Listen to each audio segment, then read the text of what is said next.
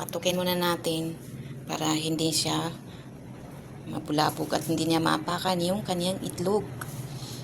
Mia! Mia! Bruno! Tignan natin yung itlog niya kung nakailan na. Ayan! Wow! 4 na yung itlog niya.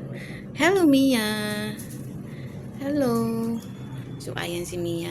So, hindi naman siya masyadong mailap. Ano lang siya. Ayaw niya lang na hinahawakan siya. At ito naman yung male. Yung babae yung kulay green. Yan. Ito, medyo kumakain, nalapit siya sa akin. Kinakain niya yung sinusubo ko sa kanya. Pero ayaw niya magpahawak. Nanunuka siya, matapang. Like this.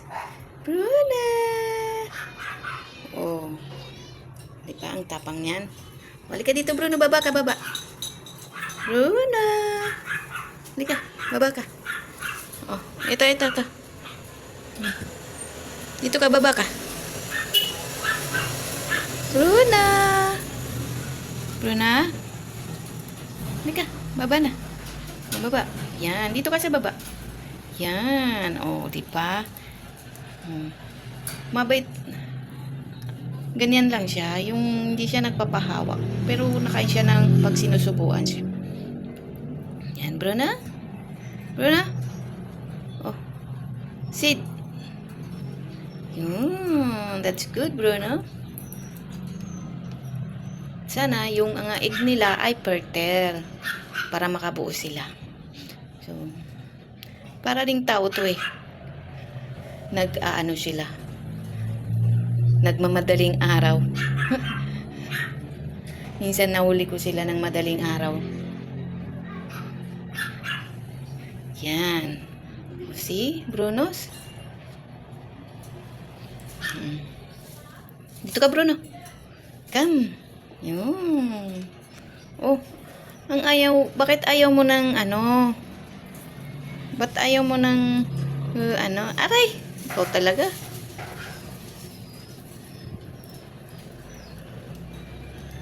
Yan, isa pa. Ulit. Lakas ng hangin, Bruno. Ha? Lakas ng hangin. Ulit. Yan. So, ayan yung babae. Yan. Mia? Mia?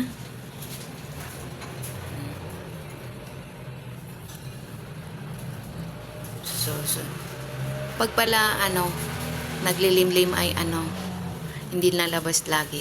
Laging nasa loob ng kulungan. Parang manok din siya. Oh, sana guys, update ko na lang kayo kung fertile yung 4 na itlog at sana fertile siya para meron na akong feeding bird na alagaan.